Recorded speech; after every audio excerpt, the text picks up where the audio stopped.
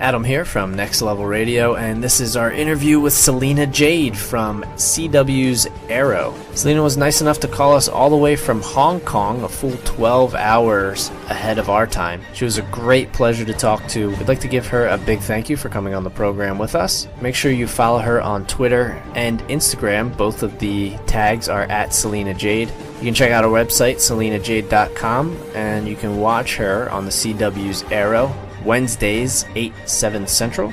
Make sure that you subscribe to us on iTunes and YouTube, Next Level Radio.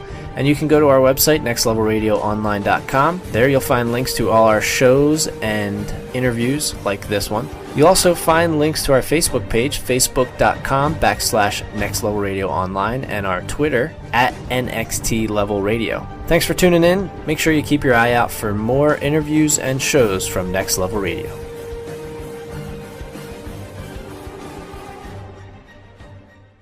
All right, good evening, everybody, and welcome to another guest spotlight here on Next Level Radio. I am Ben Beck, joined as always by my co-host Adam Gorey, and tonight you are in for a treat.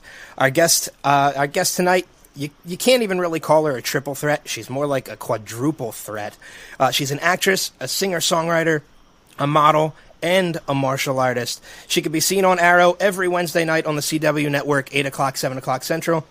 Please welcome to the show the superbly talented Celina Jade. Celina, thanks for joining us tonight. Thanks for having me. I really appreciate it. Hello from Hong Kong. Yeah, it's we were going to say good evening, but I don't even think we can say that because it's like 9 a.m. where you are right now, isn't it? Yeah, that's right. Yeah. Now, do you live in Hong Kong currently, or are you just there visiting right now? I live in Hong Kong. This is where I was born, and I grew up here. And but I work in Vancouver, where Arrow shot. So I fly back and forth. So you're there for a little while right now while the show is on break? Yep, we're on hiatus. So I'm here for a little bit, although next week I'm flying to London for, to Milton Keynes in the UK for Collector Mania, kind of like a Comic-Con thing. And then I'll be in Florida in July. Oh, at Cannes Film Festival, too. So. Oh, wow. So I'm just flying around a little here and there to promote the show, as well as a new movie that I did in Bangkok recently. Yeah. You ever make your way to the Philadelphia area?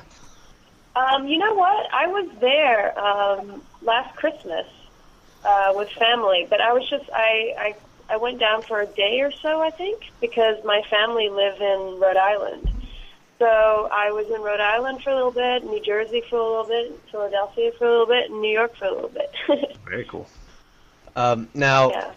I love the East Coast. Let's talk a little bit, before we get into Arrow, let's talk a little bit about your film career. You were only about, I think, 22 or 23, somewhere around there, when you got the lead role for Legendary Assassin. What was it like to be the lead in a film like that at such a young age? Honestly, I really never quite expected to get a lead role at such a young age. I never even really expected to get into acting. At the time, I had signed a record contract in Hong Kong, and my manager asked me if I wanted to audition for this kung fu flick. And he said, well, because you fight, right? And I was like, yeah. And he was like, well, go ahead, audition for it. The chances of you getting it are almost next to nothing. But go for it anyway. So I did, and when they called me and said that I'd gotten the role, I was actually more scared than anything. because for one, I wasn't very confident about my own acting skills, and two, I knew that if I didn't do very well, this was forever going to be on the internet and for people's access. So it was pretty nerve-wracking, but, as soon as I got it, I quickly went and started, taking regular training in martial arts. I trained for 3 months, I think, 6 days a week, and did acting classes and basically threw myself into the deep end and hoped and prayed that I would swim. Well, you must have done something right, because not only have you done that, a few years ago you're also in the movie The Man with the Iron Fists. What are some of the differences, being involved in an American film such as that, compared to like a Chinese film like Legendary Assassin, other than obviously the language? The language, obviously, culturally, it's very different acting in a Chinese film versus an American film, because my characters have to think in a more culturally Chinese-specific way in a Chinese film. For example, I remember for Legendary Assassin, there was a scene where my character, I play a policewoman who kind of falls in love with this assassin, and I see him showering in the shower, and I'm supposed to pass him a towel. And when I checked him out, the director said, "Cut." And I was like, "Oh, what? What did I do wrong?" He goes, "You're Chinese. You don't check him out." I was like, "What?" He's like half naked. How could I not check him out? So, I can't think to the American specific, like, cultural thinking kind of way. So that's different. And also the stunts and the fighting is really intense. I mean, Hong Kong has been known for kung fu and martial art movies for many years now, since the Shaw brother days, and it's you really do all of your own stunts, and you kind of put yourself in the line. The safety is just not as pretty or comfortable as you would get on an American production. But I mean, both are fun. It's a great experience. I think that once you do Chinese films, you're not too spoiled to do American films. Yeah, I was going to say. What I mean? Whereas if you did American films and you went to Chinese films, you'd probably be freaking out. Yeah, I was going to say, it sounds like, American films are easy as far as stunts go compared to Chinese films. That's what it sounds like. Oh, yeah, absolutely. Yeah. Now, easier anyway. Yeah, in the Man with the Iron Fist, Byron Mann, who plays Yao Fei on Arrow, was also in that movie, right? Yeah. So it was pretty funny when I got Arrow. I called up Byron and I was like, "Hey, what's up, Daddy?" And he goes, "Why? What's going on?" I'm like, "Well, you're going to be my daddy in Arrow." And he goes, "What?" He's like, "That's just weird," because we've been walking red carpets and stuff in Asia, especially together, promoting Men with the Iron Fist. So it was kind of weird that he was playing my dad after being my date on the red carpet. Yeah, really. Well, for those who are listening who are unfamiliar with Arrow, tell us a little bit about the show itself and your character, Shado. Sure. Well, basically, Arrow is a TV show on the CW. It's based on the comic books, the DC Comics, Green Arrow. And Shado is Green Arrow's sensei and love interest on the island. And she's the one who basically trained him and believed in him to kind of maximize his potential and learn how to fight and be a hero. So it's a pretty cool role. It's fun. Very cool. Yeah, Adam and I are both huge fans of the show. We watch religiously every week, and we don't want to spoil anything for anybody who's listening who may not be caught up and may be behind. But it's kind of difficult at this point, so we're apologizing to our listeners ahead of time for anything we might spoil. Obviously, with the next question, it's a pretty decent spoiler, but your character, unfortunately, was killed off earlier in this season. But it's been far from the last time we've seen the character of Shado. Did you find it discouraging, like if you read the script and you found out that Shado was being killed off in the show? Actually, I think it was a great honor to be like a really central character to the storyline, because if it weren't for Shado's death, Slade and Oliver wouldn't become these huge arch enemies. And as an actress, the fact that I get to play Slade's evil subconsciousness is really cool, because Shado in Oliver's memory is a nice and she's like a fair person, and she's very crap. Why am I thinking in Chinese? Sorry.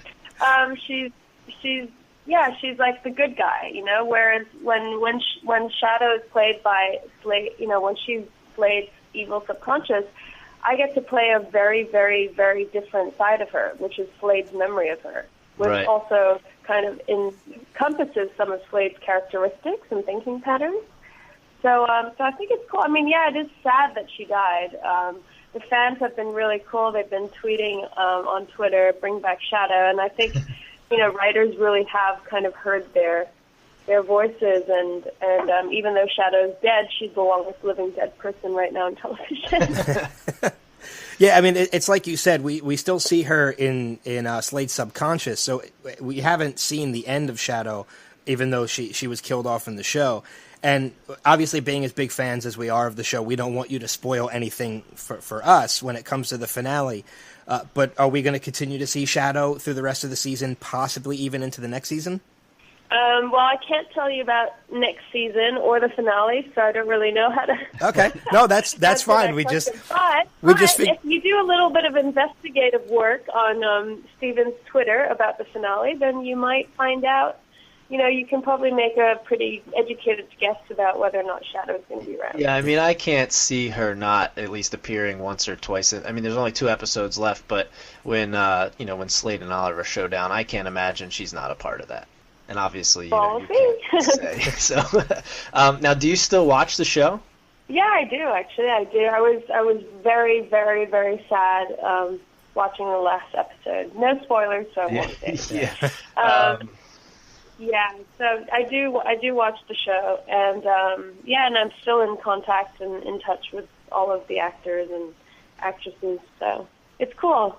It's cool. Yeah, we actually. I still feel like I'm a part of it.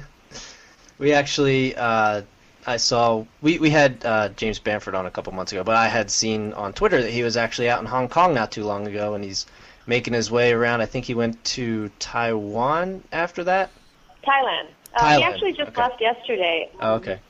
Yeah, he just left yesterday. He came to Hong Kong. He was staying with me, and I took him to some film sets in Hong Kong, like the Chinese martial art film sets, because Tony Jaa is a friend of mine from our last movie together, and we went and checked out SPL, which is one of the films that are being filmed out here, and introduced him to Ken Lo and Nikki Lee. Nikki Lee directed and did the action choreography for my first film, Legendary Assassin, as well as all the Rush Hour and Jackie Chan films, and Ken Lo was in Drunken Master. So it was a really cool kind of exciting time for Bam Bam. We watched Ong Bak with Tony at a house get-together, so it was cool. That was surreal. It was surreal. We went to the Bruce Lee Museum, and it was fun, definitely fun. But he just left. He's going to Thailand to train in Muay Thai. So, so I'll see him hopefully in July. Yeah, as Adam said, we had the chance to talk to James not too long ago, a couple months ago. He was really awesome to talk to. We had a great time talking to him, and he told us during one of the interviews, you had mentioned Bruce Lee, that Bruce Lee was somebody he would have loved to have worked with. Any idea on if he's jealous at all that your father was actually able to work with Bruce Lee? I don't think he was jealous. I mean, he met my father while he was here, and they had such a good laugh and so much to talk about between him and Tony and my dad. So maybe a little, but Bam Bam's a young guy. If he were a little older, then who knows? He probably would have worked with him. I mean, James is such an incredibly talented fight coordinator, and he's so passionate about fighting and stunts. So if he had come to Asia around that time, I would not doubt that he would have met him. Oh yeah, Ben and I always say to each other how kick-ass the fight scenes and the stunts are on the show Arrow. Yeah, it's definitely cool. So. Well, I know we're running towards the end of the interview, but usually before we wrap up our interviews, what we like to do is we like to ask what we call our rapid-fire questions. Basically, it's just a couple questions Adam's going to ask you. They're very simple. You don't have to go into any detail. You can just ask, you can just answer with whatever the first thing that comes to your head. They're just a couple questions to get to know you a little better. Okay, sure. All right, and the first one, what's your favorite ice cream flavor? Green tea. Ooh, I've never had. Yeah, I've never had that. Yeah. To try and find someone that has try it out. It's really good. If you could switch places with one person for a day, who would it be? A dude. A guy? Yeah, some guy, absolutely. It's I would love to be a guy for a day. It's not that interesting, trust me. I mean, wouldn't you love to be a girl for a day and see what that's like? Not really. No? Yes, see, that's why I want to be a guy. See, you guys have it so easy and good and awesome. Yeah, everything's so convenient. And that is true, although I wouldn't mind, I guess, the attention. girls get much more attention than guys do. That's not true. I think it's pretty equal. But probably guys are a little more forthcoming than women are. Yeah, that's probably true. All right, third one. What's your favorite pizza topping? Ooh, that's a hard one. My favorite pizza, I think it would be basil and just tomato, like margarita. Oh, okay. That's always a good choice. Last one for you, and then we'll let you get on with your day. Go, eat your breakfast since you're 12 hours ahead of us.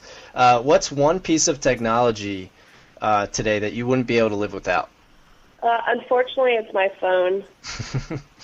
And actually, I've been having a complete technological failure recently. Last night, I've discovered that my phone went dead, my MacBook Air went dead, my MacBook Pro went dead, and my hard drive went dead all at the same time.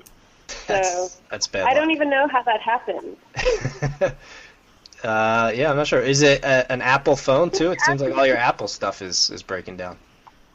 No, I use a Samsung. I have a Note 3, but that's what I use. But yeah, the rest are all Apple. Yeah, I have a Note 3, and Note 3s are awesome. Yeah, I love that phone. I used to have an iPhone, and then once I changed over, I couldn't go back to iPhones anymore. Wow, really? I have an iPhone, so I might have to check it out. Yeah, check it out. It's really cool. But if your question to me was, what's the coolest gadget you've seen recently, is this helicopter drone camera, high-def camera. Those are so cool. Have you seen those? Yeah, I've seen them before. Yeah, I heard of them. I don't think I've seen one in action, though. They're so cool. You just, put it up in the air. You can spy on everybody, and then it lands back where it took off from. If really cool. If it runs out of batteries or whatever. But those are so cool. You can do some crazy filming with that. Well, that is pretty cool. Yeah, now I know what to put on my next Christmas list. Yeah. There you go. All right, well, Celina, we would definitely want to thank you for joining us tonight. We want to point everybody in the direction of your Twitter page and definitely encourage people to follow you on Twitter, at Celina Jade. They can follow you on Instagram, at Celina Jade as well.